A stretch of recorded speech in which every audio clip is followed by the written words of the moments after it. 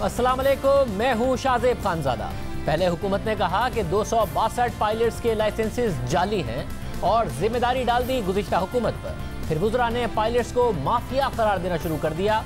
वज़ीर आज़म भी वज़ीर एविएशन के बयान के साथ खड़े नजर आए। फिर जब दुनिया भर से रद्द अमल आया, आलमी मीडिया पर हेडलाइंस बनी, बैरून मुल्क काम करने वाले पायलट्स ग्राउंड हुए, यूरोपीय यूनियन ने पाबंदी लगाई, अमेरिका ने पाबंदी लगा दी, हर जगह से PIA से वजाहत मांगी गई, तो अब जिम्मेदारी मीडिया पर डाल दी गई है और सोशल मीडिया पर डाल दी गई है। सिविल एविएशन का एक खत सामने आया है जो ओमान एविएशन की तरफ से वजाहत मांगने पर लिखा गया है। इस खत में सिविल एविएशन ने जहां एक तरफ नुक्ता नंबर 3 में इस बात की निशानदही की है कि जो कंप्यूटर के जरिए इम्तिहान होता है उसमें कुछ खामियां पाई गई हैं, तो वहीं नुक्ता नंबर 4 में सिविल एविएशन ने कहा कि इदारे ने जितने भी लाइसेंसेस जारी किए हैं, वाज़ेह हो, खत कहता है कि इदारे ने जितने भी लाइसेंसेस जारी किए हैं वो दुरुस्त हैं, किसी भी पायलट का लाइसेंस जाली नहीं है।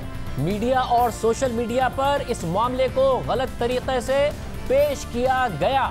सिविल एविएशन अथॉरिटी के अपने खत के मुताबिक जब कुछ पायलट्स के लाइसेंसेस पर तहफ़्फ़ुज़ात का इजहार किया गया तो हुकूमत ने नोटिस लिया। फॉरेंसिक स्क्रूटनी के जरिए तमाम पायलट्स के लाइसेंस की तस्दीक का अमल शुरू किया गया। इस अमल के दौरान कंप्यूटर के जरिए लिए गए इम्तिहान में कुछ खामियों की निशानदही हुई जो लाइसेंसिंग के अमल का एक हिस्सा है। इस अमल के मुकम्मल होने के बाद इन पायलट्स को मुश्तबा की फहरिस्त में डाल दिया गया। जब तक वो क्लियर नहीं हो जाते उन्हें जहाज उड़ाने से मना कर दिया गया, उन्हें ग्राउंड करके जवाब तलब कर लिया गया है। इसके बाद सिविल एविएशन ने मजीद लिखा कि ये वाज़ेह करना ज़रूरी है कि तमाम CPL और ATPL पायलट्स के जो licence Pakistan Civil Aviation Authority ने जारी किए हैं वो असल और दुरुस्त तरीके से जारी किए गए। किसी भी पायलट का लाइसेंस जाली नहीं। लाइसेंस से मुताल्लिक खबरें मीडिया और सोशल मीडिया में गलत अंदाज से पेश की गई हैं। इसके बाद सिविल एविएशन ने मजीद लिखा कि मुख्तलिफ गैर मुल्की एयरलाइंस और सिविल एविएशन अथॉरिटीज़ की तरफ से 104 नाम मौसूल हुए। उनमें से 96 पायलट्स के लाइसेंसेस क्लियर हो चुके हैं, बाकी 8 पर काम जारी है, यानी इम्तिहान में बेज़ाब्तगी की निशानदही हुई है। ये बात सुप्रीम कोर्ट में जमा कराए गए सिविल एविएशन के जवाब में भी कही गई है। मगर अब सवाल ये उठ रहा है कि जो PIA, एयर ब्लू और दीगर एयरलाइंस हैं उनके पायलट्स के बारे में भी ये खत लागू आता है या सिर्फ बैरून मुल्क एयरलाइंस जो ऑपरेट कर रही हैं पाकिस्तान की उनके बारे में यह खत लिखा गया है कि वो सारे के सारे लाइसेंस दुरुस्त हैं, क्योंकि इस खत में तो वाज़े तौर पर लिखा गया है कि जो भी लाइसेंस सिविल एविएशन ने जारी किए वो दुरुस्त है। BBC उर्दू के मुताबिक सिविल एविएशन ने 10 जुलाई को सुप्रीम कोर्ट में जो जवाब जमा कराया उसमें भी इम्तिहानात में खामियों से मुताल्लिक सवालात मौजूद थे, यानी अब तक जो चीज़ें सामने आई हैं वो इम्तिहानात में खामियों से मुताल्लिक हैं। अब जबकि सिविल एविएशन खुद अपनी तरफ से जारी करदा तमाम पायलट्स के लाइसेंसेस को मुसद्दिका करार दे रही है, तो सिविल एविएशन के वजीर गुलाम सरवर खान ने उन्हें जाली क्यों करार दिया था? अगर एक पायलट जो कई 100 इंसानी जानों को लेकर हवा में उड़ता है वो क्वालिफाइड नहीं है, उसे भी सियासी बुनियादों पर भर्ती करवाया जाता है। पाकिस्तान में टोटल 860 एक्टिव पायलट्स, उनमें से 262 ऐसे पाए गए कि उन्होंने खुद एग्जाम नहीं दिया, उनकी जगह किसी ने एग्जाम दिया। सियासी बुनियादों पे लोगों को भर्ती तो किया गया, लेकिन आंखें बंद करके डिग्रियां भी जेली बनवा के दी गई, जेली लाइसेंस भी बनवा के दिए गए। सबसे बढ़ के शर्म की बात कि हम दुनिया को मुंह दिखाने के काबिल नहीं है कि हमारे पायलट्स जिसमें से 262 आउट ऑफ 860 30% ऑलमोस्ट उनके लाइसेंसेस फेक हैं, लाइसेंसेस ठीक नहीं है, उन्होंने एग्जाम्स प्रॉपर नहीं दिए, खुद नहीं दिए, उनका वो फ्लाइंग एक्सपीरियंस नहीं है। इस आखिरी बात ने दुनिया भर में एक खबरें बना दी थी कि फ्लाइंग एक्सपीरियंस नहीं है, उसके बगैर सिविल एविएशन अथॉरिटी ने कैसे लाइसेंस दे दिए। मगर अब सिविल एविएशन कह रही है कि कुछ खामियां कंप्यूटर के इम्तिहान में, कंप्यूटर के जरिए इम्तिहान में पाई गई थी। तो वजीर साहब ने ये पार्लियामेंट के फ्लोर पर कैसे कह दिया कि जो पाकिस्तान में लाइसेंस दिए गए हैं वो बगैर जहाज उड़ाने के तजर्बे के दिए गए हैं? ये बयान आलमी मीडिया पर रिपोर्ट होने लगा कि पाकिस्तानी पायलट्स के पास जाली लाइसेंस है, जबकि PIA के तर्जुमान अब्दुल्ला हाफिज खान ने हमारे प्रोग्राम में कहा था कि लाइसेंस को जाली नहीं मुश्तबा कहना चाहिए, क्योंकि लाइसेंस तो मजाज अथॉरिटी ने ही जारी किए हैं। साथ ही उन्होंने कहा कि इन पायलट्स को जहाज उड़ाने के लिए पूरी ट्रेनिंग इनकी होती है, इनके एग्जाम्स में मसला है। जो बात उन्होंने कही वो सिविल एविएशन की तरफ से भी नजर आ रही है। अब एक लफ्ज हम बार बार इसको जाली कह रहे हैं, मेरे ख्याल में हम जाली नहीं है, मुश्तबा लाइसेंसेस, हमें इनको मुश्तबा लाइसेंसेस इनको कहना चाहिए, बिकॉज ये लाइसेंसेस इशू तो पाकिस्तान में मुजाज अथॉरिटी ने किए। जाली तो ये होता है कि वो खुद से बना के ले आते हैं। ये लाइसेंस अगर आप रेगुलेटर से चेक करेंगे तो उनके रिकॉर्ड में लाइसेंसेस शामिल हैं। तरीकेकार जिससे ये लाइसेंसेस हासिल किए गए वो सारी की सारी बात इसकी पर गलत थी। इन पायलट्स की एकेडमिक क्वालिफिकेशन पूरी है, इन पायलट्स ने जो टेस्ट नहीं दिया गया उनका तरीकेकार सही नहीं है। उसके बाद इनकी पोस्ट टेस्ट पोस्ट इंडक्शन तो इनकी बहुत ज्यादा ट्रेनिंग होती है। ये पहले बेसिक लेवल फ्लाइंग से शुरू करते हैं, फिर सिमुलेटर ट्रेनिंग के ऊपर जाते हैं, फिर सिमुलेटर क्लियर करते जाते हैं अपने साथ साथ, फिर उसके बाद हर घंटे 400-500 घंटे के बाद इनके अलहदा चेक्स होते हैं। इनके checks Pakistan Civil Aviation Authority के जो फ्लाइट स्टैंडर्ड्स के इंस्पेक्टर हैं वो भी ले रहे होते हैं। इंटरनेशनल इंस्पेक्टर जो है वो भी कभी कभी आके इनके लॉग्स और इनकी सर्टिफिकेशन चेक कर लेते हैं। तो बाद की ट्रेनिंग, बाद की इनके जो फ्लाइंग इन्होंने किया वो तो बिल्कुल अपनी जगह के ऊपर सही है। मगर वजीर मौसूफ ने कह दिया कि पाकिस्तानी पायलट्स को जहाज उड़ाने का तजर्बा नहीं है, उसके बगैर उन्हें जाली लाइसेंस दे दिए गए। फिर उन्होंने प्रेस कॉन्फ्रेंस की और कहा कि लाइसेंस मशकूक हैं, जाली नहीं है। जब पायलट्स के लाइसेंसिंग की स्क्रूटनी शुरू की गई, जो पायलट्स अंडर क्वेश्चन हैं, इंडिक्टेड हैं, वो 262 हैं, जिनमें से PIA के 141 हैं, एयर ब्लू के 9 पायलट्स हैं, 10 पायलट्स सरीन एयर के हैं, एक्स शाहीन के 17 हैं और अदर्स वो 85, तो ये टोटल 262 हो जाते हैं। अब इन पायलट्स पे ये सारे सस्पेक्ट्स हैं। और फिर बाद में ये भी तस्लीम किया कि जब कार्रवाई होगी तो इन मशकूक पायलट्स में कमी बेशी भी हो सकती है। जो पायलट्स हैं जिनकी मैंने तफसील आपके सामने रखी है, उनकी अभी इंक्वायरी वाला प्रोसेस, शोकाज अभी उन्हें जारी होना है, चार्जशीट उनमें होनी है, उनकी पर्सनल हियरिंग होनी है। हमारी कोशिश होगी कि जल्द अज जल्द उनकी ये प्रोसीडिंग्स भी मुकम्मल हों। इनमें बढ़ भी सकते हैं, इनमें कम भी हो सकते हैं। इस पर वफाकी वजीर पर तनकीद हुई कि पहले मुकम्मल तहकीक की जाती, एक्शन लिया जाता, फिर बयान दिया जाता, मगर हुकूमत मुसलसल इसका दिफा करती रही और बाद में वज़ीर आज़म इमरान खान भी अपने वजीर के बयान के साथ खड़े नजर आए। उन्होंने कहा कि अगर जाली लाइसेंस से मुतालिक रिपोर्ट जारी ना करते, जहाज क्रैश हो जाते, तो खून तो मेरे हाथों पर होता। या भी PI की जी रिपोर्ट दबा दें, सोचे मैं कहते PI की रिपोर्ट दबा दो, यानी आप अगर फेक नहीं ये पब्लिश करते हैं कि ये लोगों के फेक लाइसेंसेस हैं, यानी लोगों की जानो खतरे में। अगर कोई आपको पता हो रिपोर्ट में कि कोई फेक लाइसेंस है और आप ना करें, कोई क्रैश हो जाए, तो खून तो मेरे हाथों पे है, हम सारी कौम के ऊपर है। हुकूमत मुसलसल कहती रही कि हम खुद एहतसाबी कर रहे हैं, मगर इस खुद एहतसाबी के तरीके कार पर सवाल उठते रहे। हर कोई कह रहा था कि कार्रवाई जरूर होनी चाहिए ऐसे पायलट्स के खिलाफ, मगर माहिरीन ने भी ये कहा कि पहले जामे तहकीकात होनी चाहिए, पता लगाया जाना चाहिए कि कितने पायलट्स के पास हकीकी तौर पर मुश्तबा या जाली लाइसेंस है, और फिर पता लगाया जाता है कि उन्हें जाली लाइसेंस किस अफसर ने दिए, क्यों दिए, सब तहकीकात होती, नतीजे पर पहुंचा जाता और फिर उन तमाम अफसरान के खिलाफ कार्रवाई होती। तब जाकर मीडिया पर बयान दिया जाता, मगर पहले बयानात दे दिए गए, क्रेडिट ले लिया गया, पायलट्स को माफिया कह दिया गया, दुनिया भर में हेडलाइंस लग गई, PIA ग्राउंड होने लगी, हमारे पायलट्स जो दूसरी एयरलाइंस में काम करते हैं वो ग्राउंड होने लगे, और फिर बाद में कार्रवाई शुरू की गई। और जब कार्रवाई शुरू की गई तो आए रोज बयानात भी बदलते रहे, दादोशुमार भी बदलते रहे, मगर आलमी सतह पर शर्मिंदगी बरकरार रही। दुनिया भर में पाकिस्तानी पायलट्स मुश्किल में आए। कौमी एयरलाइंस PIA पाबंदियों की जद में आ गई। 30 जून को यूरोपीय एविएशन सेफ्टी एजेंसी ने सिविल एविएशन को खत लिखकर यूरोप की परवाजें मुअत्तल कर दी, जिसके बाद मुत्तहिदा अरब अमारात ने भी पाकिस्तान के एविएशन को खत लिख दिया और एमिरेट्स में काम करने वाले पाकिस्तानी पायलट्स और फ्लाइट ऑपरेशन अफसरान के लाइसेंस की तस्दीक करने का कह दिया, जिसमें तहरीक इंसाफी की रहनुमा और वज़ीर सेहत पंजाब यास्मीन राशिद के बेटे का भी नाम था, जिसका खुद उन्होंने प्रोग्राम एक दिन जियो के साथ में एतराफ़ किया। बड़ा बेटा जो है वो पायलट है इसमें एमिरेट्स के अंदर। लाइसेंस तो नहीं, उसका जाली निकल आया। जी अल्लाह ताला खैर रखे, ज़िंदगी में कोई जाली काम तो नहीं किया कभी, और लेकिन ये है कि वेरिफिकेशंस उन्होंने मांगी हैं, उसका भी नाम है, उसके अंदर वेरिफिकेशन तो करेंगे ना। खैर जिम्मेदाराना बयानात की वजह से पायलट्स को शर्मिंदगी का सामना करना पड़ा, वेरिफिकेशंस का सामना करना पड़ा, और अब सिविल एविएशन दुनिया को बता रही है कि लाइसेंसेस दुरुस्त हैं, वो जो लाइसेंस जारी करता है वो दुरुस्त हैं। तो सिर्फ दुनिया को बता रही है या PIA को भी बता रही है? PIA के तर्जुमान अब्दुल्ला हफीज़ हमारे साथ मौजूद है। अब्दुल्ला हफीज़ बहुत शुक्रिया। अब्दुल्ला हफीज़, आपके पायलट्स के हवाले से क्या बताया गया है? ये जो आप जिस लेटर का मेरे ख्याल में शायद जिक्र करें, ये लेटर सिविल एविएशन अथॉरिटी ने कुवैत सिविल एविएशन को लिखा है जब उन्होंने मांगे थे उनसे कि जो पायलट हमारे पास सर्व कर रहे हैं उनकी वेरिफिकेशन हमें आते हैं, तो जिसको उन्होंने उसके अंदर एक जनरली उन्होंने वेरीफाई किया है कि 104 के अंदर से 91 या 92 पायलट इस तरह के हैं जिनके क्रेडेंशियल्स बिल्कुल स्टैब्लिश हैं। पीआईए के साथ तो चैलेंज ये है कि पीआईए को जो ओरिजिनल लिस्ट दी गई थी जिसको अब 102 पायलट जो है जो एक्टिव पीआईए के उसमें से निकले, उसके अंदर से जो हमारे पास लिस्ट है उसके अंदर 17 वो है जिनका फैसला सिविल एविएशन ने कर लिया है, 34 वो हैं जिनको उन्होंने अभी सस्पेंड किया है और उसकी जो है वो हेयरिंग और बाकी जो उसकी आगे की कार्रवाई है वो मुकम्मल करें, जबकि 51 पायलट इस तरह के हैं जो अभी तक इंतजार करें जिसके ऊपर अभी सिविल एविएशन अपनी कार्रवाई या कोई एक्टिविटी करेगी और हम भी उनके साथ उनका वेट करें।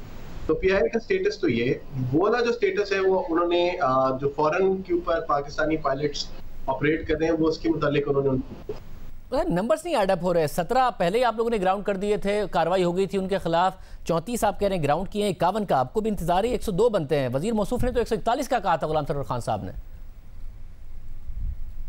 वो जो 17 पायलट से जिनकी इनिशियली निशानदेही पीआईए ने की थी जनवरी 2019 में, उनका स्टेटस तो पता है, उनका स्टेटस कैबिनेट के अंदर चला भी गया था और उसके ऊपर फैसला भी हो गया। जो बाकी सारे पायलट्स हैं उसके अंदर जितने बचे हैं हमारे पास 85 में से 34 का उन्होंने हमें बाज़ाब्ता तौर के ऊपर इतला दे दी है कि उनके लाइसेंसेस उन्होंने सस्पेंड कर दिए। जो बाकी बचते हैं 51 उसके मुतालिक वी आर स्टिल वेटिंग। मतलब अगर दुनिया भर में जो पाकिस्तानी पायलट्स हैं वो ग्राउंड हो रहे थे तो दुनिया की एयरलाइन से रब्ता किया, उन्हें सिविल एविएशन ने जवाब दे दिया आपकी एयरलाइन ग्राउंड हो गई है, आपको नहीं जवाब दे रहे, आप नहीं चाहते भाई जल्दी बताएं हमारे पायलट्स का क्या स्टेटस है ताकि हम दुनिया को बताएं और पीआईए खुलवाएं।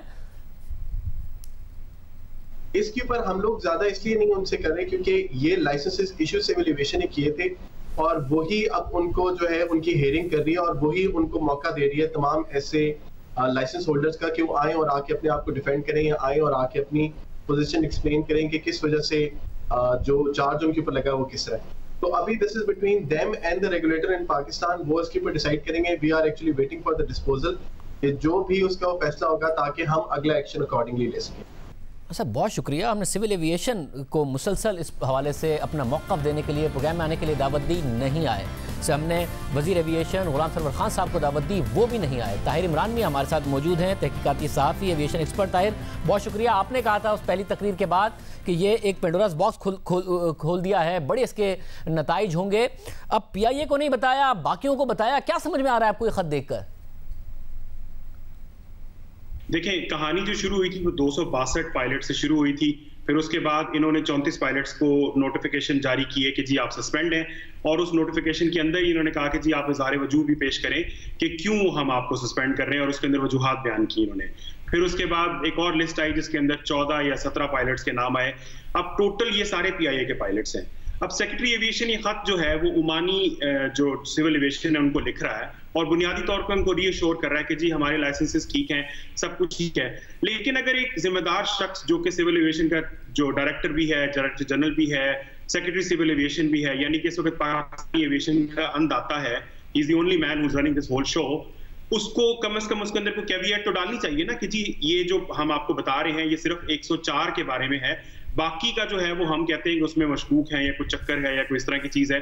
तो अब वो लेटर जो ओमानी लेटर है वो क्लियरली कह रहा है कि तमाम पायलट्स के लाइसेंसेस जेन्युइन है और उनकी वैलिडिटी जो है वो ऑथेंटिक है, जो कि हम भी पहले दिन से कह रहे हैं कि पायलट्स के लाइसेंसेस जाली नहीं है, उनके अंदर डिस्क्रिपेंसी है जिनके ऊपर बात होती रही है। मगर अहम यह है कि अब मामला सुलझे, तो ये मामला सुलझ रहा है या उलझ रहा है? पीआईए भी उड़े, दूसरे ममालिक में भी जाए, पाकिस्तान के पायलट जो दूसरे ममालिक में हैं उनके लिए भी मुश्किलात खत्म हो, ये उलझ रहा है या सुलझ रहा है? अभी देखें जी, सुलझने के तो मुझे कोई चांसेस नहीं नजर आते, खासतौर पर जिन लोगों के हाथ में है, जो एक चिट्ठी में कहते हैं कि जी सारे लाइसेंस वैलिड हैं, दूसरी तरफ सुप्रीम कोर्ट का जवाब दे के कहते हैं कि जी ये जो 5 और 6 रीजंस हैं इनकी वजह से ये पायलट्स मशकूक हैं। अगर आप इनका जवाब देखें जो इन्होंने सुमोटो केस के अंदर सुप्रीम कोर्ट को दिया है, उसमें ये लोग एतराफ कर रहे हैं कि जी हमारे आईपी एड्रेसेस के इश्यूज थे, हमारे पास ऐसे मशकूक लाइसेंस हैं जिनके अंदर तारीख जिस पर टेस्ट होना चाहिए था उस दिन टेस्ट नहीं हुआ, टाइम टेस्ट होना चाहिए था उस टाइम पे नहीं हुआ। पायलट्स को इन्होंने कहा कि जी आप किस तरह सुबह 9:30 से 11 बजे का टेस्ट देके शाम 3 या 4 बजे की फ्लाइट ऑपरेट कर सकते हैं। ये बातें करते हैं कि आईपी एड्रेस एक्सेस किया गया। जितने पायलट्स अब तक हैं उनमें से अक्सरियत से मेरी बात हुई है, वो कहते हैं जी हम में से किसी को भी अभी तक इन्होंने आईपी एड्रेस वाले मसले पे नहीं कहा। तो ये सुलझने की बातें नहीं है जनाब, ये मामलात को खामखा में अब मैनेज करने के चक्कर में मजीद खराब कर रहे हैं। और इससे दो चीजें वाजे होती हैं, एक इनकी इनकॉम्पिटेंस, दूसरे नंबर पे कि इनको ग्रास्प ही नहीं है कि ये मामला कितना खौफनाक हद तक इनकी इन फ्लैप फ्लॉपिंग या जो एक लेवल से दूसरे लेवल, दूसरे बयान से तीसरे पे जाने की वजह से मजीद पेचीदा हो रहा है। बहुत शुक्रिया। पेचीदा हो रहा है और अब ना वज़ीर साहब अपना मौक़िफ़ दे रहे हैं, ना सिविल एविएशन अपना मौक़िफ़ दे रहा है। गुज़िश्ता हुकूमतों की पर डालने के लिए ये सारा का सारा मामला हो गया। अगर इसको सही तरीके से ट्रीट किया जाता पाकिस्तान इस पूरे मसले से बच सकता था। अगर पाकिस्तान को आगे बढ़ना है तो तमाम सियासी जमातों को कुछ बुनियादी मुआशी मामलात पर इत्तफाक करना पड़ेगा, कुछ बुनियादी मामलात पर इत्तफाक करना पड़ेगा ताकि दुनिया को और सरमायाकारों को वाज़ेह पैगाम जाए कि हुकूमतों के बदलने से पाकिस्तान में उनका सरमाया ख़तरे में नहीं पड़ जाएगा।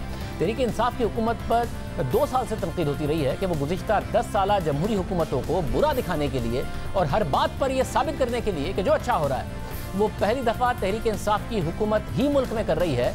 अपनी कारकर्दगी और गवर्नेंस पर खुद तहरीक इंसाफ इस वजह से फोकस नहीं कर पा रही है। PIA का इशू एक अलग मिसाल है जिसकी एक मिसाल नज़र आ रही है, मगर गुज़िश्ता अदवार के प्रोजेक्ट्स को भी मुतनाज़ बनाया गया जिससे सरमायाकारों में एक बहुत मनफी पैगाम गया। यहाँ तक कि वुज़रा के बयानात की वजह से CPEC मुतनाज़ हो गया और फिर आर्मी चीफ को चीन जाकर उन्हें मनाना पड़ा। और अब जब वज़ीर आज़म ने खुद अपनी काबीना को 6 माह की डेडलाइन दी है और हुकूमत संजीदगी से अपनी कारकर्दगी बेहतर करना चाहती है तो इस माइंडसेट से निकलने की ज़रूरत है। और सरमायाकारों को तमाम सियासी जमातों की तरफ से हुकूमतों के बदलने के बावजूद मुआशी पॉलिसीज़ और जो मुल्क के बुनियादी मामलात हैं उनकी पॉलिसीज़ के तसलसल का पैगाम देने की ज़रूरत। पाकिस्तान में गुज़िश्ता 30 सालों में जब जब हुकूमत बदली तब तब पॉलिसीज़ बदल गई, प्राइवेट सेक्टर भी फंस गया, कभी केसेस भुगतता रहा, कभी बैन अक़वामी अदालत इंसाफ चला गया, पाकिस्तान को जुर्माने हुए। अब पाकिस्तान ऐसे आगे नहीं बढ़ सकता। कौमी मुआशी पॉलिसीज़ और कौमी अहमियत के प्रोजेक्ट्स पर इत्तफाक़ राय और उन्हें सियासत से बालाए ताक रख कर ही आगे बढ़ाया जा सकता है, चाहे वो CPEC हो, बिजली के मंसूबे हों या फिर बड़े बड़े डैम्स हों। आज वज़ीर आज़म ने भाषा डैम पर काम का जायज़ा लिया। उनकी तकरीर में एक सिमत नजर आई कि पाकिस्तान को कैसे आगे बढ़ना है, जो कि एक अच्छी बात है। और अगर हुकूमत इसी फोकस के साथ आगे बढ़ती है तो पाकिस्तान आगे बढ़ सकता है, क्योंकि पानी के ज़खायर, उससे बिजली की पैदावार पाकिस्तान के लिए अहम है। अब इस प्रोजेक्ट ने कई सालों में पूरा होना है। 2023 के बाद भी अगर तहरीक इंसाफ की हुकूमत आए तो उन्हें भी तसलसल दिखाना होगा, किसी और की आए तो उन्हें भी तसलसल दिखाना होगा। हुकूमत और अपोजिशन को मिलकर एक कंसेंसस बनाना होगा। भाषा डैम बनाने का ऐलान 2006 में परवेज़ मुशर्रफ ने किया था। फिर 2008 में इस डैम की तामीर का तखमीना $12 अरब लगाया गया और बताया गया कि इस डैम से 4500 मेगावाट बिजली तैयार की जाएगी। फिर 2010 में मुश्तरका मफादात कौंसिल ने भाषा डैम के मंसूबे की मंजूरी दी और 2014 में गिलगित बल्तिस्तान हुकूमत इस मंसूबे की NOC जारी कर चुकी है। नून लीग के दौरे हुकूमत में भी भाषा डैम के क़याम के लिए कोशिशें की गई और जब चीफ जस्टिस साकिब निसार की तरफ से डैम फंड कायम किया गया तो उसके अगले दिन अहसन इकबाल ने ट्वीट करके इसकी तफसीलात बताई थी। उन्होंने कहा था कि नून लीग की हुकूमत भाषा और मोहम्मद डैम की तामीर करने की मंजूरी दे चुकी थी और 2018 के तरक्याती बजट में भाषा डैम के लिए 23 अरब और मेमन डैम के लिए 2 अरब रुपए रखे गए थे। इसके अलावा अहसन इकबाल ने मजीद लिखा कि हमारी हुकूमत गुज़िश्ता 2 साल में 100 अरब रुपए भाषा डैम के लिए खर्च कर चुकी है, ज़मीन ले चुकी है। इससे पहले तो किसी ने ज़मीन तक नहीं दी थी। जब सुप्रीम कोर्ट के उस वक्त के चीफ जस्टिस साकिब निसार ने डैम फंड का आगाज़ किया और फिर खुद वज़ीर आज़म इमरान खान भी इसमें शामिल हुए तो वाज़ेह तौर पर लगा कि अब ये तसलसल है, आगे मामलात बढ़ेंगे। अब अच्छा है कि खुद वज़ीर आज़म भी इसे आगे बढ़ा रहे हैं। मगर यहाँ भी एक मसला है और वो ये कि तहरीक इंसाफ को इस बात से आगे बढ़ना होगा कि हर बात में ये बयानियाँ बनाने की कोशिश की जाए कि माजी में पाकिस्तान में सब गलत हुआ, जो हो रहा है तहरीक इंसाफ के आने के बाद से अच्छा हो रहा है, जैसा कि वज़ीर आज़म ने आज की तकरीर में भी कहा। जो आज हमने इसकी बड़ा फैसला किया है, एक ऐसी पाकिस्तान की तारीख की सबसे बड़ी डैम अब हम बनाने जा रहे हैं। दयामीर बादशाह डैम इंशाअल्लाह ये हमारे मुल्क की सबसे बड़ी डैम होगी। आप ये समझ लें कि ये हमारी तीसरी बड़ी डैम होगी। क्यों जल मज़म ये तीसरी बड़ी डैम है हमारी। हालांकि आगाज़ हो गया था, काम शुरू हो गया था, वज़ीर आज़म जायज़ा लेने गए थे। इसी तरह मेमन डैम के हवाले से भी दावे किए गए कि पहले किसी हुकूमत को ख्याल नहीं आया कि वो डैम बनाए, पानी के प्रोजेक्ट्स बनाए। मगर फिर जैसे सवाल उठा कि वज़ीर आज़म के मुशीर तिजारत रज़ाक दाऊद की कंपनी को क्यों डैम का ठेका दे दिया गया, ये तो मफादात का टकराव है। तो फिर खुद तहरीक इंसाफ की हुकूमत ने बताया कि ये सब काम तो पिछली हुकूमत में हो गया था, यानी उस वक्त माना कि हमने नहीं शुरू किया, पिछली हुकूमत ने शुरू किया। 2017 में ना हमारी हुकूमत थी, ना प्राइम मिनिस्टर थे, ना वो मुशीर थे, ना मैं वज़ीर था। 2017 को आपने ले डाउन किए रूल्स एंड रेगुलेशन, सही है। उस पर 23 कंपनियों ने बिड किया, टेंडर्स के लिए पैसे देके कॉन्ट्रैक्ट बिडिंग मटेरियल लिया, सही है। और उसके बाद 5 कंपनियों ने बिड किया। 5 कंपनियों ने जब बिड किया, वो किया जून 2018 में। तब भी ना मैं वजीर था, ना वो मुशीर थे, ना वो वजीर आजम थे।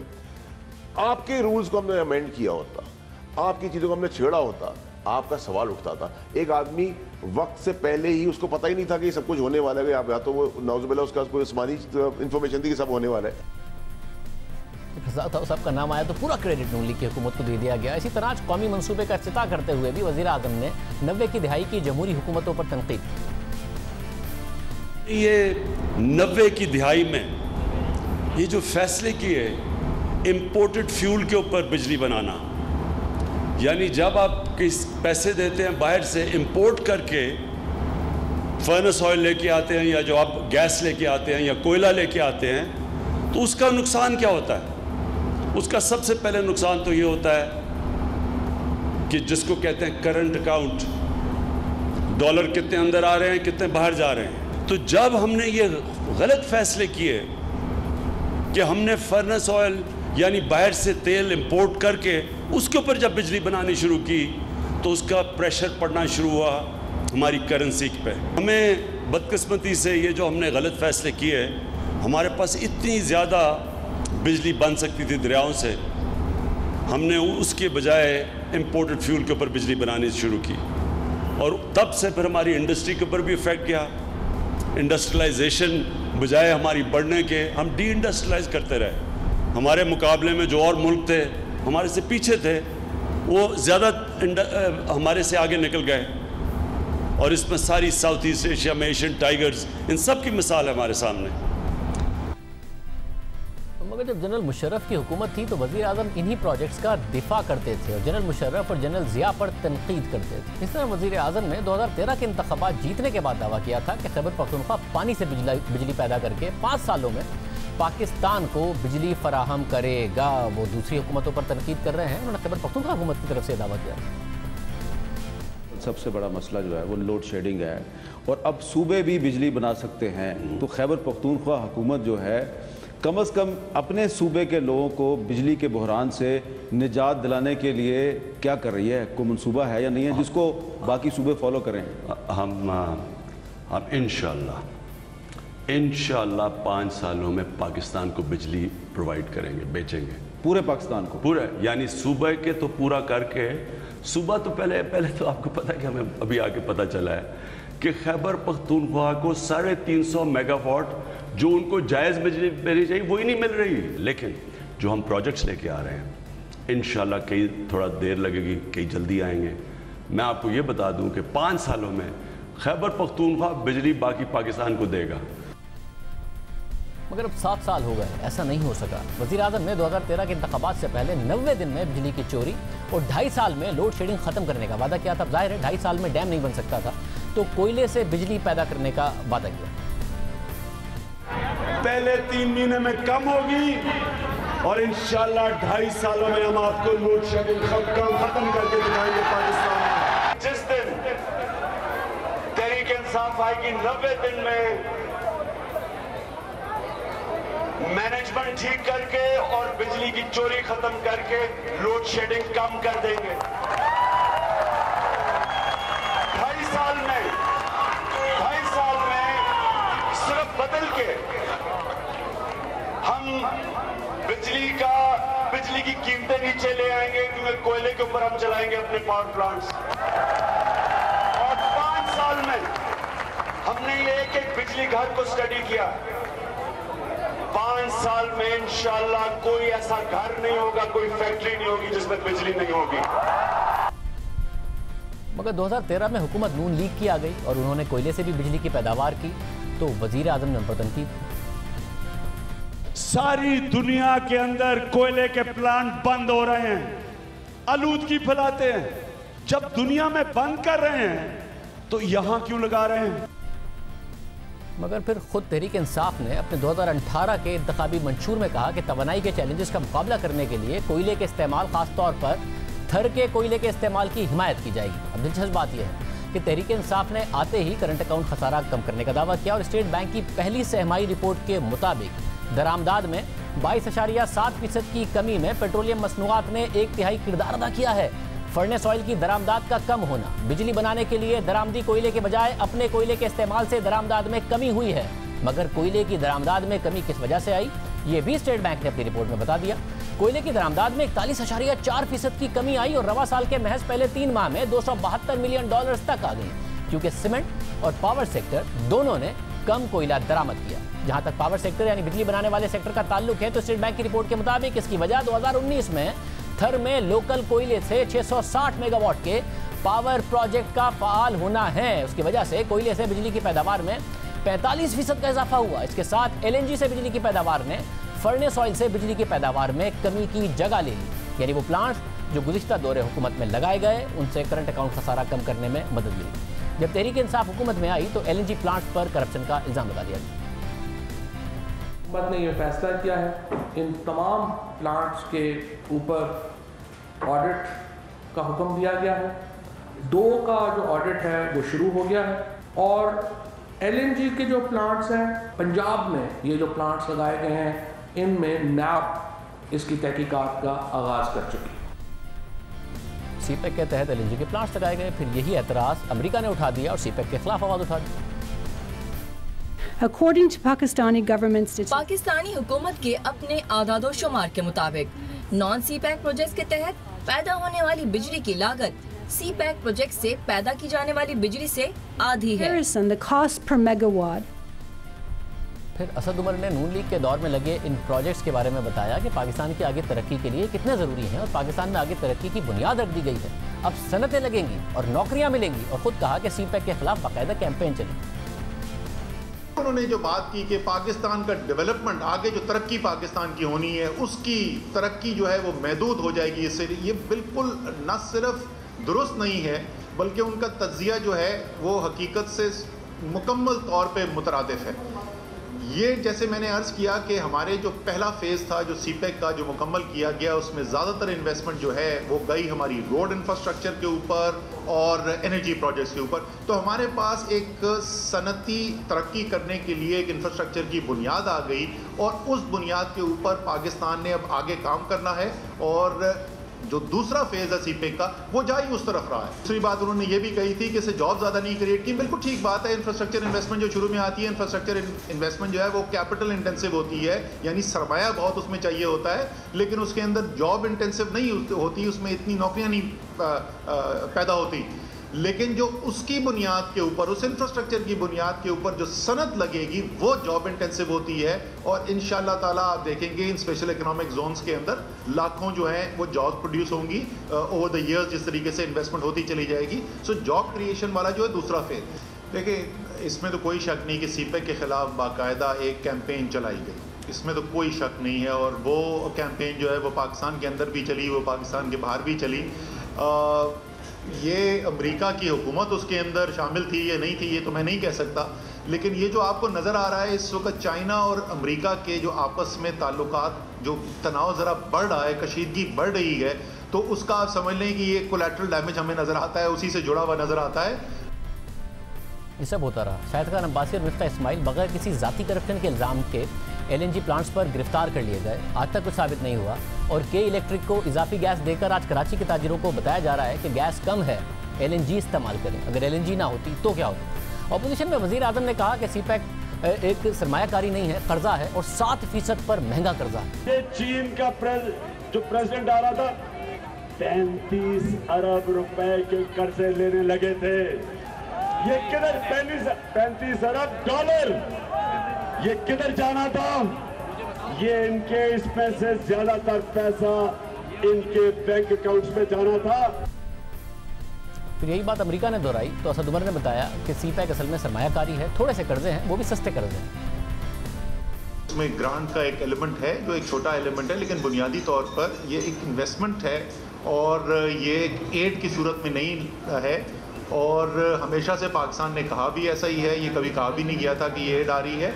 और ख़ास तौर पे इस हुकूमत का मौक़िफ़ तो इस पर बिल्कुल वाज़े है कि हम ये एड के दारोमदार से हम आगे निकलना चाहते हैं। जो सरकार ने पाकिस्तान के लिए जो पब्लिक डेट हमने लिया है चाइना से, और दूसरा उन्होंने ये कहा कि वो ज़्यादा तवील मुद्दत भी नहीं है, ये ठीक उन्होंने बात नहीं की। पाकिस्तान का जो चाइना से पब्लिक डेट है इस वक्त उसकी औसत मेचोरिटी तकरीबन 20 साल की है, तवील मुद्दत कर्ज़े है, और उसके ऊपर औसत जो सूद की शरह है वो सिर्फ 2.34% है। सो वो बहुत सस्ते कर्ज़े हैं। ये एब्सोल्यूट मैं आपको बता रहा हूँ, फिक्स रेट जो है 2.34% औसत बनती है।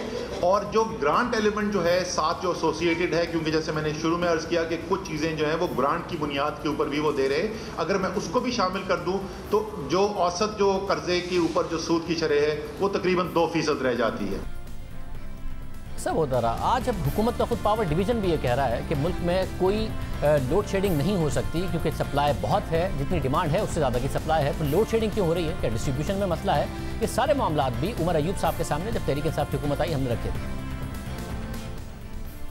19,500 में आपने कहा कि डिप्रिसिएशन कॉस्ट होती है, इसके अलावा जो दूसरी कॉस्ट एसोसिएटेड होती हैं, फिर फिक्स चार्जेस देने पड़ते हैं, तो वो उन्होंने लगाए जिसकी वजह से पे करने पड़ रहे हैं, आप ये कह रहे हैं। अब 11,000 मेगावाट उनका दावा है, उन्होंने लगाया। आप होते तो आपको भी लगानी पड़ती, तो बिजली की शॉर्टेज तो थी ना पाकिस्तान में, तो आप लगाते तो डिप्रिसिएशन कॉस्ट आपको भी देनी पड़ती, एडिशनल फाइनेंशियल चार्जेस आपको भी देने पड़ते। आप क्या अलग लगाते, जबकि आपकी जो एग्जिस्टिंग पावर प्लांट्स थे जो कि फर्नेस ऑयल पर चलते थे वो 26 से 35% की कैपेसिटी पर चल रहे थे, बंद हैं, तो ज़्यादा बेहतर है बजाय इसके कि वो इस्तेमाल हो रहे हों और LNG और कोल चल रहा है। आप क्या करते? 1300 मेगावाट का जो हब पावर आ रहा है वो आप डील ना करते, 3600 मेगावाट के LNG प्लांट्स आप ना लगाते, जामशोरो का जो 660 मेगावाट आ रहा है आप ना लगाते, बिन कासिम का 1320 मेगावाट ना लगाते, साहिवाल का 1320 मेगावाट लोकेशन पर आपको एतराज़ है ना लगाते, कुछ और करते। तो वो क्या करते आप? क्योंकि कैपेसिटी तो पाकिस्तान को चाहिए थी ना, उसमें डिप्रिसिएशन तो होती, आप क्या करते? हम लोग सबसे पहले ये करते कि उसकी लोकेशनल जो जहाँ पे उन्होंने लोकेशंस लगाई हैं वो ज़रा बेहतर सेलेक्ट करते, खासकर कोल के हवाले से कि कोल जो है इस वक्त ट्रांसपोर्टेशन कॉस्ट उसकी देखें, कहाँ कराची कहाँ साहिवाल, वो सारी कोल ऊपर जा रही है, अप कंट्री जा रही है, ट्रांसपोर्टेशन कॉस्ट बढ़ रही है, कौन उसका खमियाजा बिल्ड दे रहा है, वो आपके उस टैरिफ स्ट्रक्चर में ही जा रहा है।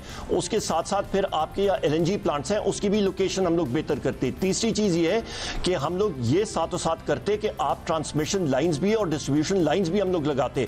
ये सारी चीजें आप नहीं करेंगे तो फिर प्रॉब्लम ही आप अपने मतलब हुकूमतों को छोड़ें, आप मुल्क के लिए बना रहे हैं ये प्रॉब्लम्स। इस वक्त क्या हो रहा है, इस वक्त यही प्रॉब्लम हो रही है।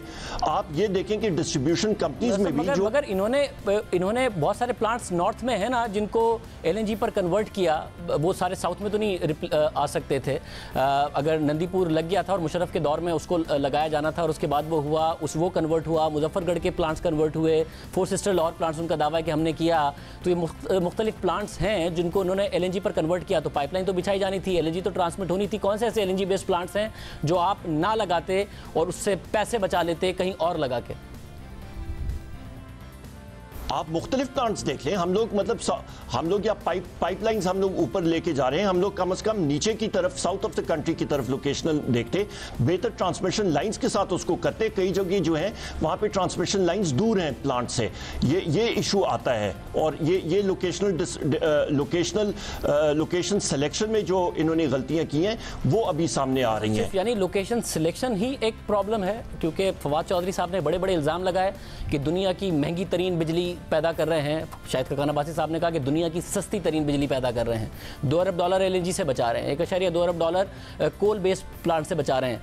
सिर्फ लोकेशन ही प्रॉब्लम है। फिर मुझे ये बता दें कि आपका जो क्लेम है कि ये 47 अरब रुपए हम कैपेसिटी चार्जेस में दे रहे हैं, जो इन एनी वे अगर आपकी सर्दियों में डिमांड कम है, गर्मियों में, मैं उस सवाल पर अपने पर खड़ा हूँ, मगर कॉस्ट बेनिफिट एनालिसिस कैसे करें हम कि प्लांट्स तो लगने थे क्योंकि पाकिस्तान में एनर्जी की शॉर्टेज थी, 11,000 मेगावाट के उन्होंने लगाए, LNG पे ना लगाते, कोल पे ना लगाते, एग्जिस्टिंग कैपेसिटी को कैसे यूटिलाइज करते। इन 47 अरब रुपए ये जो आप कह रहे हैं 45 पैसा फी यूनिट कैपेसिटी चार्जेस, इनको बचा लेते और ये $4 अरब जो उनका क्लेम है वो भी बचा लेते, क्या होता, कैसे करते? नहीं तो आप या साबका हुकूमत का ये क्लेम है, तो फिर आप डिस्ट्रीब्यूशन लाइंस पे या इन्वेस्टमेंट और ट्रांसमिशन पे नहीं करेंगे और वहां पे आप डिस्ट्रीब्यूशन सिस्टम को मॉडर्नाइज नहीं करेंगे, तो फिर गर्दिशी कर्जा जो इस वक्त तक तकरीबन 1250 और 1300 अरब रुपए तक पहुंच गया है, वो इसी वजह से पहुंचा है ना। और फिर गर्दिशी कर्जा 2000 अरब रुपए से भी ऊपर निकल गया। हमने उमर अयूब साहब को बार बार बुलाया, वो प्रोग्राम में नहीं आए। अब पाकिस्तान को आगे बढ़ना है तो इस किस्म की सियासत के साथ आगे नहीं बढ़ सकता, बुनियादी कंसेंसस डेवलप करना पड़ेगा। प्रोग्राम में ब्रेक शामिल करते हैं और आप खबर इस पर बात करेंगे।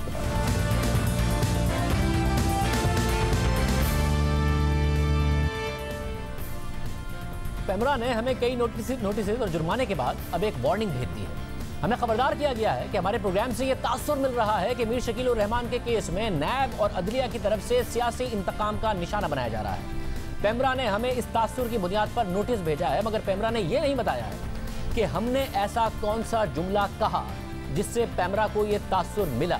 हमने ऐसी कौन सी बात कही, कौन सी बात हकाइक से हटके थी जो पेमरा के कानून के खिलाफ है। हमें वो जुमला, वो बात नहीं बताई गई, बस वार्निंग जारी कर दी गई। हमें सुना नहीं गया, हमारा मौक़िफ़ नहीं लिया गया, बस वार्निंग जारी कर दी गई। ये वार्निंग 8 जुलाई 2020 के हमारे प्रोग्राम से मुताल्लिक है। इस प्रोग्राम में हमने चीफ जस्टिस के नैब के हवाले से रिमार्क्स नशर किए थे। बताया था कि चीफ जस्टिस ने नैब की कारकर्दगी पर बरहमी का इजहार किया है और 120 एहतसाब अदालतों के क़याम का हुक्म दिया है। फिर हमने जंग और जियो के editor in chief Mir Shakeel उर रहमान के लाहौर हाई कोर्ट में केस की समाअत का हाल बताया और बताया कि मीर शकील उर रहमान के वकील ने क्या दलाइल दी और यह भी बताया कि नैब के वकील ने अदालत में क्या दलाइल दिए। सब कुछ बताया। हमारे इस प्रोग्राम में मुल्क के मारूफ कानून दानों ने अदालती फैसले पर अपनी राय का इजहार भी किया।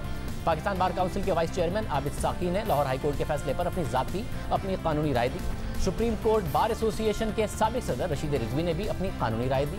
ये सीनियर कानूनदान हैं जिनकी राय मोतबर समझी जाती है और फैसले पर राय दी जा सकती है जो कानून के मुताबिक है और कई साल से ये कानून के शोबे से वाबस्ता है। हमने उनकी राय अवाम तक पहुँचाई, मगर पेमरा का कहना है कि ये देखा गया है कि लाहौर हाई कोर्ट की तरफ से मीर शकील उर रहमान की दरख्वास्त जमानत की मनसूखी पर बात करते हुए प्रोग्राम में एक तरफा कमेंट्री की गई, एक तरफा राय दी गई।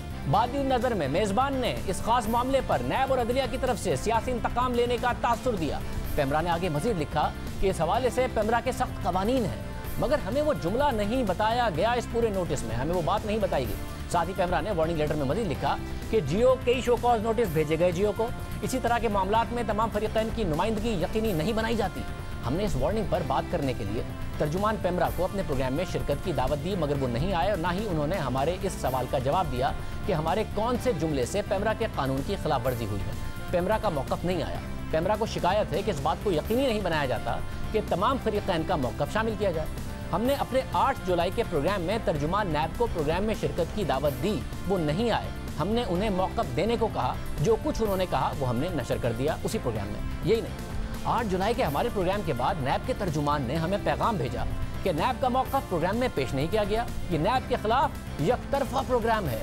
उस पर हमने नैब के तर्जुमान को जवाब दिया कि जो मौक़िफ़ आपने हमें दिया वो हमने पेश कर दिया, आपने देखा नहीं होगा, प्रोग्राम दोबारा से देख लें। उस पर तर्जुमान नैब ने हमें बताया कि मैंने कुछ मिस नहीं किया, जियो टीवी ने सिर्फ मीर शकील उर रहमान के वकील का मौक़िफ़ पेश किया, नैब के वकील का मौक़िफ़ पेश नहीं किया। मैंने आपको अपने मौक़िफ़ में बता दिया था कि मीर शकील उर रहमान और नैब के वकीला ने अपने दलाइल अदालत में दिए। अदालत ने मीर शकील उर रहमान की दरख्वास्त जमानत मुस्तरद कर दी। एक तरफा रिपोर्टिंग के जरिए जियो टीवी मुबैना तौर पर अदालती कार्रवाई पर असरअंदाज होने की कोशिश कर रहा है। हम कानून के मुताबिक कार्रवाई का हक रखते हैं। उस पर हमने जवाब दिया कि आपको हक है कि आप कानून के मुताबिक कार्रवाई करें। हम आपसे एक बार फिर कहेंगे कि प्रोग्राम दोबारा देख लें। हमने अदालत में नैब के वकील का मौक़िफ़ अपने प्रोग्राम में नशर किया है। उम्मीद है आप वक्त निकालेंगे और इल्ज़ाम लगाने से पहले तवज्जो से प्रोग्राम देख लेंगे। उस पर तर्जुमान नैब ने जवाब दिया कि प्रोग्राम के आखिर में सिर्फ यह कहा गया कि हमने नैब के तर्जुमान से रब्ता किया, जिन्होंने ये कहा कि अदालत ने मीर शकील उर रहमान की दरख्वास्त जमानत मुस्तरद कर दी है, इसलिए क़यास राइयों से गुरेज किया जाए। मैंने ये कहा है कि अदालत में जो नैब के वकील ने कहा वो प्रोग्राम में नहीं बताया गया, सिर्फ मीर शकील उर रहमान के वकील का मौक़िफ़ पेश किया गया, एक तरफा मौक़िफ़ पेश करके नैब को बदनाम किया गया। फिर हमने तर्जुमान नैब को अपने प्रोग्राम का क्लिप भेजा जिसमें नैब के वकील के अदालत में दिए गए दलाइल मौजूद थे जो हमने अपने प्रोग्राम में नशर किए थे, और साथ में वो क्लिप भी लगाया जिसमें नैब तर्जुमान का मौक़िफ़ था। 10 मिनट के बाद दोबारा समाअत हुई तो नैब के वकील ने दलाइल दिए और दरख्वास्त जमानत की मुखालफत की और मौक़िफ़ अख्तियार किया कि 12 मार्च को इंक्वायरी की मंजूरी हुई। मुलजिम की तरफ से सिर्फ उबूरी तामीर की दरख्वास्त देने की दलील बेबुनियाद है। मीर शकील 54 केनाल ज़मीन के हकदार थे मगर उन्हें 56 केनाल ज़मीन अलॉट की गई। मीर शकील और रहमान का तमाम रकम अदा करने का दावा भी बेबुनियाद है। 29 अक्टूबर 1992 में 64 लाख रुपए की रकम अदा करने का नोटिस LDA ने भिजवाया मगर ये रकम LDA को अदा नहीं की गई। मुलजिम ने ज़्यादा ज़मीन हासिल करने के बाद रकम जमा नहीं करवाई और उसी बुनियाद पर 14 करोड़ 34 लाख रुपए का नुकसान पहुंचाने का इल्ज़ाम है। नैब के वकील ने दलाइल देते हुए कहा कि हुमायूं फैज़ रसूल 83 बरस का है और दूसरा मुलजिम मियाँ बशीर 73 साल का उम्र रसीदा शख्स है। हुमायूं फैज़ रसूल चल नहीं सकता मगर हमने उसे मुलजिम बनाया है कि इसके मुलजिम नवाज शरीफ बैरून मुल्क है। नैब के वकील के दलाइल मुकम्मल होने के बाद जस्टिस सरदार अहमद नईम और जस्टिस फारूक हैदर ने मुख्तसर फैसला सुनाते हुए मीर शकील और रहमान की दरख्वास्त जमानत मुस्तरद कर दी। इस हवाले से नैब का मौक़िफ़ मालूम करने के लिए हमने नैब के तर्जुमान को प्रोग्राम में आने की दावत दी जिस पर उन्होंने जवाब दिया कि लाहौर हाई कोर्ट ने आज मीर शकील और रहमान की जमानत की दरख्वास्त मुस्तरद कर दी है। इस हवाले से क़यास आराइयों से गुरेज किया जाए क्योंकि मामला लाहौर हाई कोर्ट और एहतसाब अदालत में ज़ेरे समाअत है। हमने इस क्लिप के साथ ही तर्जुमान नैब को लिखा कि आपने 3 दफ़ा कहा कि आपने प्रोग्राम देखा है और कहा कि नैब के वकील का मौक़िफ़ पेश नहीं किया गया है। क्या आप ये क्लिप देखेंगे और हमें बताएंगे कि क्या आपने वाकई ये नहीं देखा था या फिर आप जानबूझकर आज़ाद मीडिया को बदनाम करने की कोशिश कर रहे हैं? इसके बाद नैब के तर्जुमान ने जवाब दिया कि नैब के वकील का मुकम्मल मौक़िफ़ पेश नहीं किया गया, मैंने खुद देखा है। यानी पहले कहा कि मौक़िफ़ पेश नहीं किया, फिर इसरार करते रहे कि नैब के वकील का नहीं सिर्फ मीर शकील और रहमान के वकील का मौक़िफ़ पेश किया। फिर जब हमने क्लिप भेज दिया तो कहा कि मुकम्मल मौक़िफ़ पेश नहीं किया। जो कुछ अदालती कार्रवाई रिपोर्ट हुई थी वो हमने पेश कर दी। मीर शकील और रहमान के वकील ने 2 दिन तक दलाइल दिए, नैब के वकील ने चंद मिनट तक दलाइल दिए। इसलिए मीर शकील और रहमान के वकील के दलाइल ज़्यादा थे, नैब के कम थे। जो अहम बातें हमने मीर शकील और रहमान के वकील की नशर की वही अहम बातें हमने नैब के वकील की भी नशर कर दी और मज़ीद मौक़िफ़ के लिए नैब के तर्जुमान को प्रोग्राम में आने की दावत भी दे दी मगर वो नहीं आए। अपना मौक़िफ़ भेज दिया, हमने वो मौक़िफ़ भी चला दिया। मीडिया इससे ज़्यादा क्या कर सकता है? हमने नैब का मौक़िफ़ भी नशर किया, हमने नैब के वकील के दलाइल भी अपने प्रोग्राम में नशर किए। हमने जब भी नैब से मुताल्लिक कोई सेगमेंट किया है, नैब के हवाले से बात की है, हमने नैब का मौक़िफ़ लिया है। नैब के तर्जुमान ने अगर प्रोग्राम देखे बगैर हमें ये मैसेजेस भेज दिए थे तो क्या पेमरा ने भी बगैर प्रोग्राम देखे हमें ये वार्निंग भेज दी है? पेमरा के पास पूरा मॉनिटरिंग का सिस्टम मौजूद है, क्या वो प्रोग्राम नहीं देख सकता था कि हमने नैब के तर्जुमान का और नैब के वकील का मौक़िफ़ प्रोग्राम में चलाया था या नहीं चलाया था? अपने प्रोग्राम में हमने उन्हें बुलाया था या नहीं बुलाया था? वो नहीं आए। और बहुत सारे ऐसे प्रोग्राम्स हैं जिसमें हम उनका मौक़िफ़ मालूम करते हैं, वो नहीं आते, मौक़िफ़ देते हैं, हम नशर कर देते हैं। हमारे पास इसका रिकॉर्ड है, हमने जो भी बात कही है वो रिकॉर्ड पर है, रिकॉर्ड संभाल के रखा हुआ है। अब हमें बताया जाए कि हम बतौर सहाफ़ी और क्या करें? ज़बरदस्ती नैब तर्जुमान को प्रोग्राम में लेकर आ जाएं या वो जो जवाब छोटा दें हम उसे बड़ा कर दें? नैब के वकील अदालत में दलाइल कम दें और हम उनमें खुद से इजाफा कर दें? हम एग्जैक्टली क्या करें? नैब से शिकायत वफाकी वज़रा को भी रही है, वफाकी वज़रा भी नैब पर तनकीद करते रहे हैं, तो सुप्रीम कोर्ट के जजेस नैब पर तनकीद करते रहे। मौजूदा चीफ जस्टिस ने 8 जुलाई को ही नैब की कारकर्दगी पर तनकीद की। गुज़िश्ता साल 11 सितंबर को उस वक्त के चीफ जस्टिस आसिफ सईद खोसा ने कहा था कि हम बतौर इदारा इस तासुर को बहुत खतरनाक समझते हैं कि मुल्क में जारी एहतसाब सियासी इंजीनियरिंग है और इस तासुर के खात्मे के लिए फौरी इक़दामात की ज़रूरत है ताकि ये अमल अपनी साख ना खोए। नैब से ब्यूरोक्रेसी को शिकायत रही, नैब से बिजनेस कम्युनिटी को शिकायत रही, ऑपोजिशन को शिकायत रही, हुकूमत को शिकायत रही, अदलिया को शिकायत है और साथ ही बैनुल-अक़वामी इदारे दुनिया में इस वक्त सवाल उठा रहे हैं पाकिस्तान में एहतसाब के निज़ाम पर। मगर जब हमने ये शिकायत रिपोर्ट की तो पेमरा के ज़रिए नोटिस भेजे गए। गुज़िश्ता साल 18 जुलाई को हमने अपने प्रोग्राम में नैब के हवाले से बात की तो उस बात पर हमें पेमरा का नोटिस भिजवा दिया गया। सवाल उठाने पर बगावत का इल्ज़ाम लगाया गया और 10 लाख रुपए का जुर्माना आयद कर दिया गया नैब चेयरमैन के हवाले से सवाल उठाने पर। आइंदा ऐसी खिलाफ वर्जी पर चैनल का लाइसेंस ही मनसूख करने की धमकी दे दी गई। 28 फरवरी के प्रोग्राम के अगले ही दिन पेमरा ने हमें नोटिस भेज दिया। हम पर इल्ज़ाम लगाया कि हमने शाहिद हक्कान अब्बासी और मिफ्ता इस्माइल के LNG केस पर बात की और नैब का मौक़िफ़ नहीं लिया। हमारे पास रिकॉर्ड है, हमने जब भी LNG केस पर बात की बार बार नैब से मौक़िफ़ लिया, नैब को बुलाया, वो आएँ नैब का मौक़िफ़ पेश करें, मगर हमें कहा गया कि ये केस अदालत में है, इस पर बात ना करें। जो नैब के हक़ में है उस केस पर बात करते रहे। उन प्रोग्राम्स और चैनल्स के खिलाफ पेमरा ने कार्रवाई नहीं की और हमारे खिलाफ कार्रवाई से पहले हमसे पूछा नहीं कि हमने मौक़िफ़ मालूम किया था या नहीं किया था। हमें नोटिस भेज दिया गया, बार बार हमें धमकी दी जा रही है कि चैनल का लाइसेंस मनसूख कर दिया जाएगा। आज हमने पेमरा के तर्जुमान को और चेयरमैन को बुलाया, वो नहीं आए, कल आ जाएं और जवाब दे दें। ये प्लेटफॉर्म हाजिर है। नैब के तर्जुमान या खुद चेयरमैन नैब आ जाएं, ये प्लेटफॉर्म हाजिर है। तर्जुमान नैब हमसे बात करते हैं और फिर पेमरा का नोटिस आ जाता है। पेमरा हमसे ये तक नहीं पूछता कि तर्जुमान की शिकायत दुरुस्त है या नहीं। कभी नोटिस, कभी जुर्माना, कभी वार्निंग भेजकर हमें डराने, धमकाने और दबाने की कोशिश की जा रही है। हालांकि तहरीक इंसाफ के मंशूर में था कि पेमरा को आज़ाद बनाया जाएगा ताकि वो किसी हुकूमत के हाथों में सियासी आलाकार के तौर पर इस्तेमाल ना हो सके और मीडिया की आज़ादी को निशाना बनाए। ये पीटीआई के मंशूर में था, जो आपके सामने इस वक्त स्क्रीन पर मौजूद है, और जो नोटिस हमें भेजे गए वो इसी स्क्रीन पर अब से थोड़ी देर पहले हम आपको दिखा चुके हैं। आज के प्रोग्राम में इतना ही। इजाज़त दीजिए। अल्लाह हाफ़िज़।